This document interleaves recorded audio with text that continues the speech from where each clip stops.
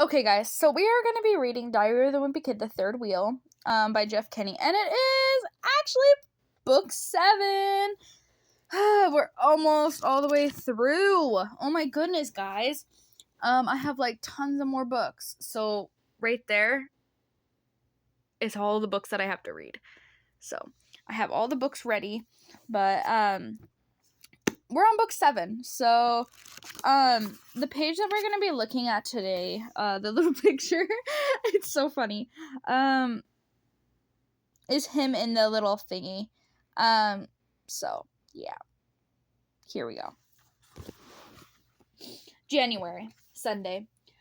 I wish I'd start keeping a journal a lot earlier on, because whoever ends up writing my biography is going to have a lot of questions about my life and the years heading up to middle school. Luckily, I remember just about everything that's happened to me since I was born.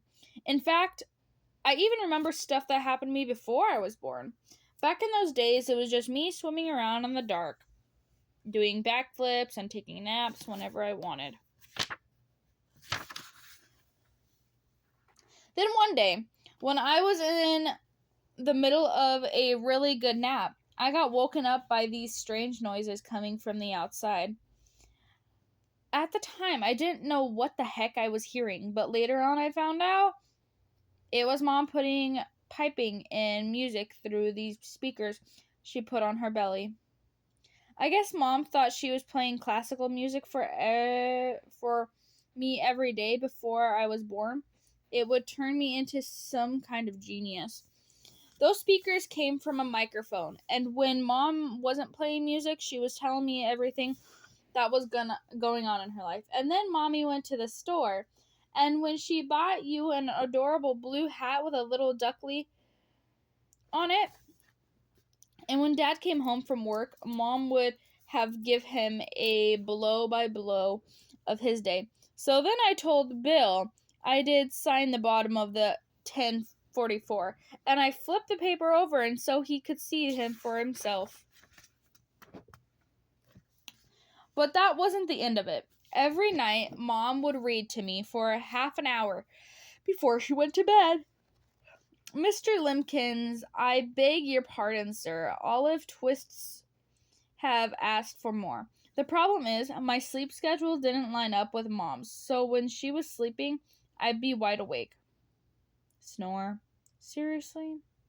I actually wish I'd pay more attention when Mom was reading to me, though. Last week in school, we had a pop quiz in the book that I haven't read yet. It was pretty sure Mom that read it to me before I was born.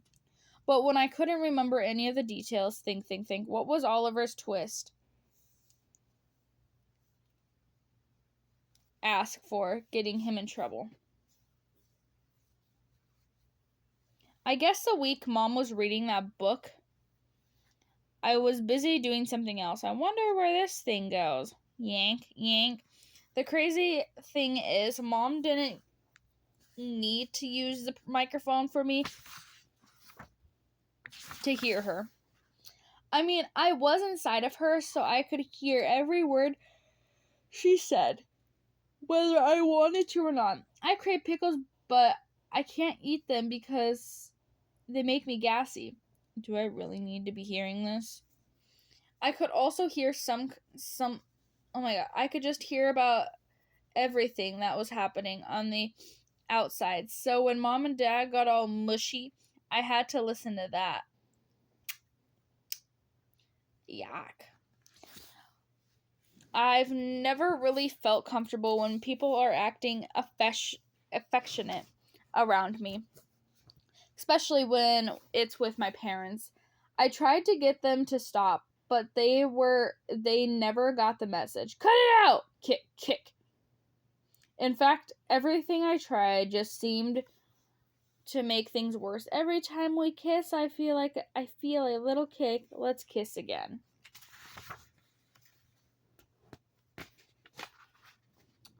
After a few months of living like this, I had to get out of there, and that's why I was born 3 weeks early.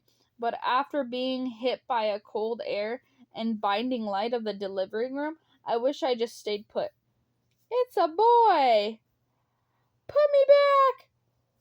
By the time I came into the world, I was totally sleep deprived and in a really lousy mood. So if you ever see a picture of a newborn, now you know why they always look tick off. Introducing our little bundle of joy, Gregory Heffley, 5 pounds and 7 ounces. In fact, I still haven't caught up on the sleep I missed. And believe me, I've been trying. You're late for school! Ever since I was born, I tried to recreate the feeling I had way back when I was floating around in the dark. Happy I could help. But when you're living in a house with 4 other people, some fool is always going to come along and ruin things for you. Do you mind, people? I met my older brother Roderick a few days after I was born. Up to that point, I thought I was the only child, so I was pretty disappointed to find out I wasn't. My family was living in a really small apartment back then, and I had to share a room with Roderick. He got the crib, so for the first few months of my life, I had to sleep on the top dresser, which was pretty sure it is not even legal. Sleep tight.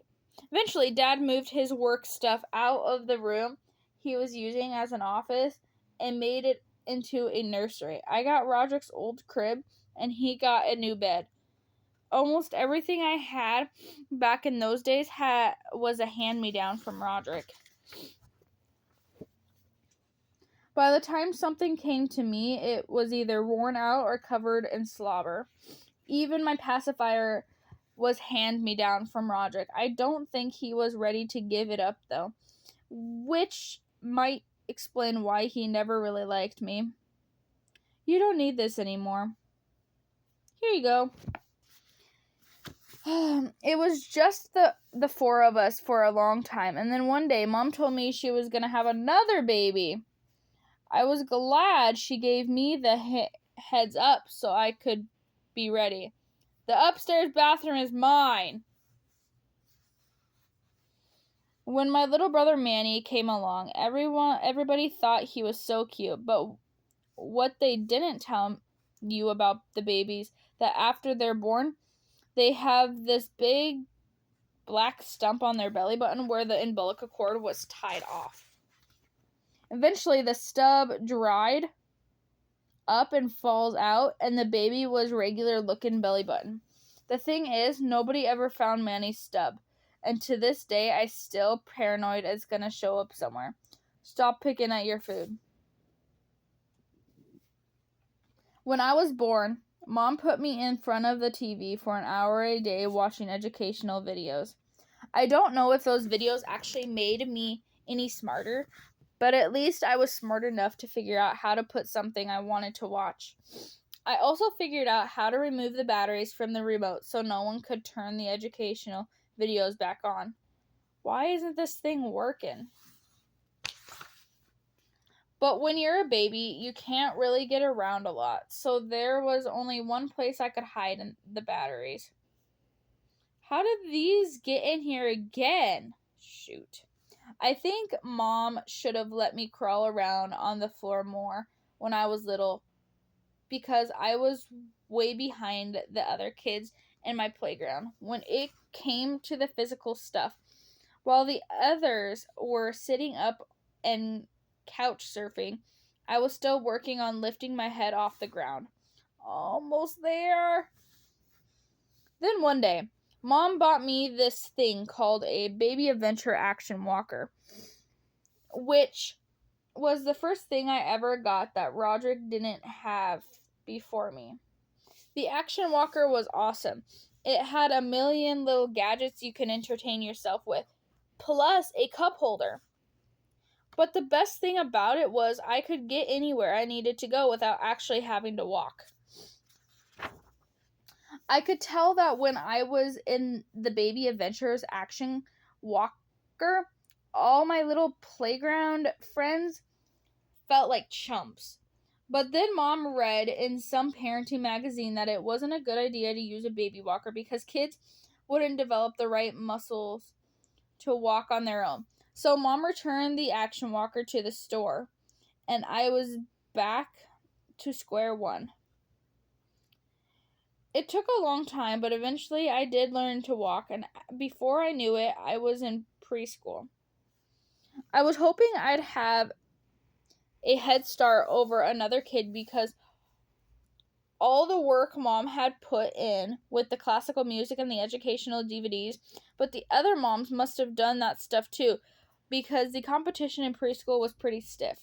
I mean, you had kids in there who knew how to use buttons and zippers when I could barely figure out how to pull off my mittens without help from a grown-up. A few of my classmates would write their own names, and one or two would count all the way to 50.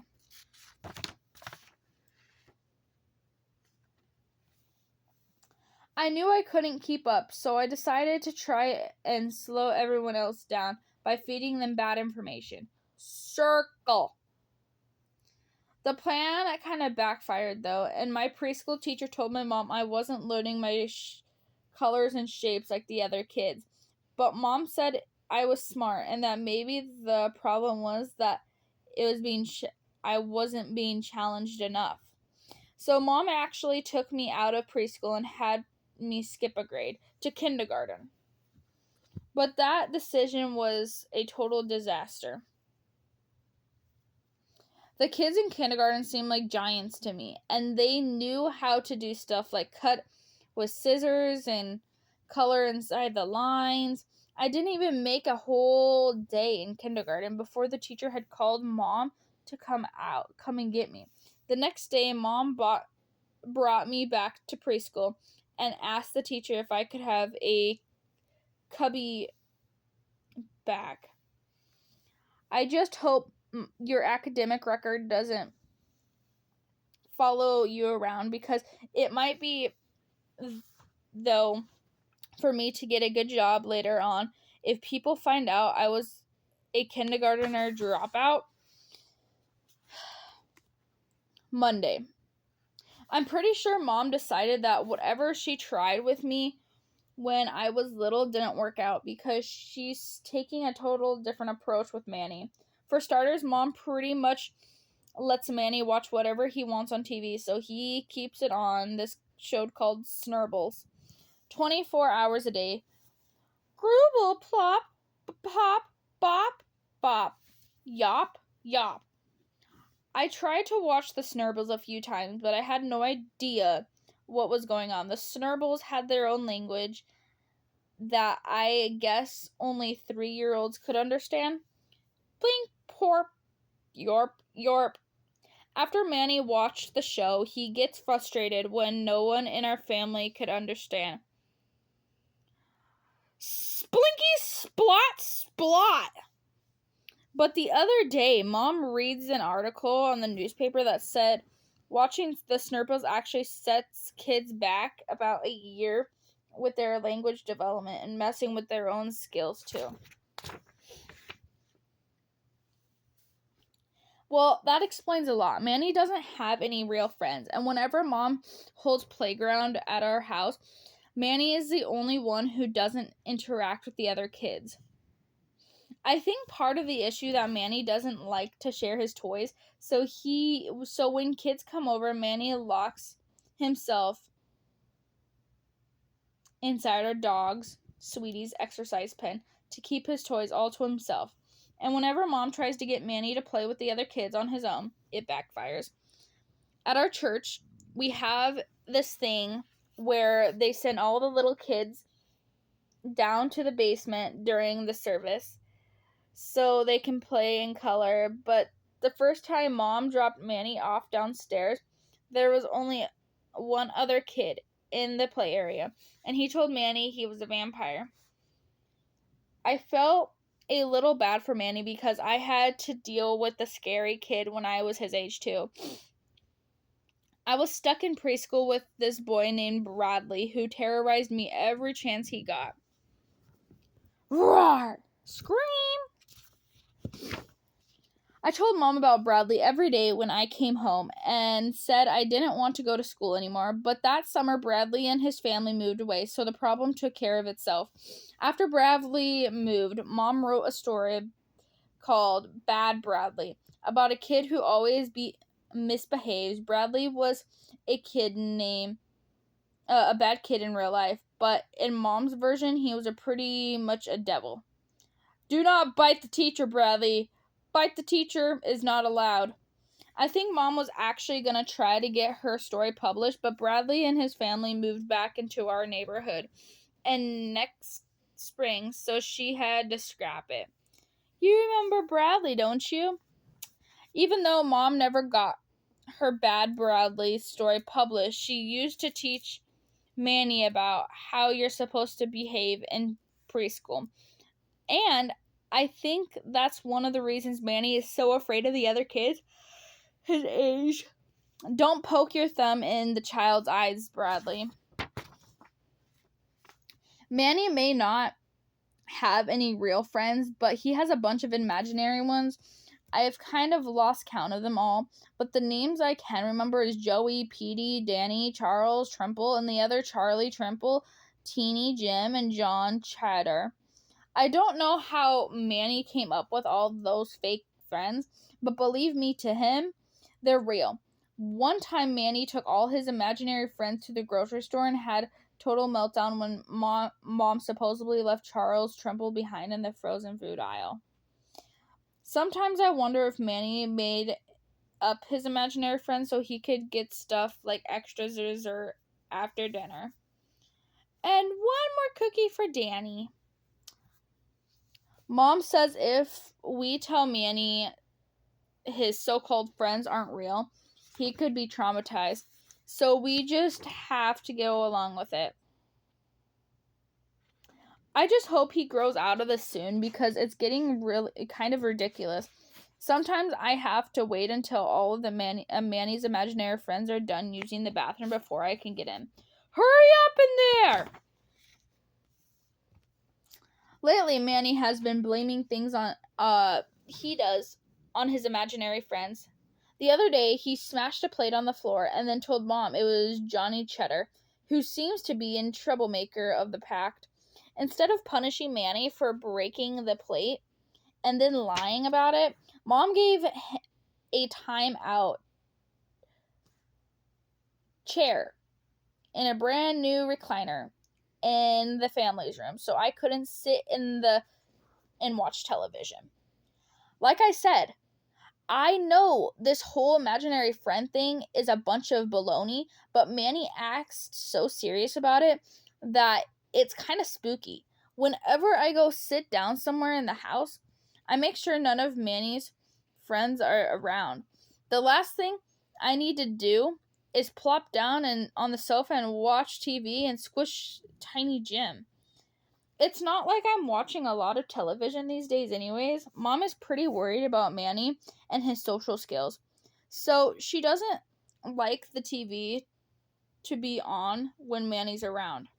Recently, Mom came up with this idea called Family Night, where we play a board game or go out to dinner together instead of watching TV.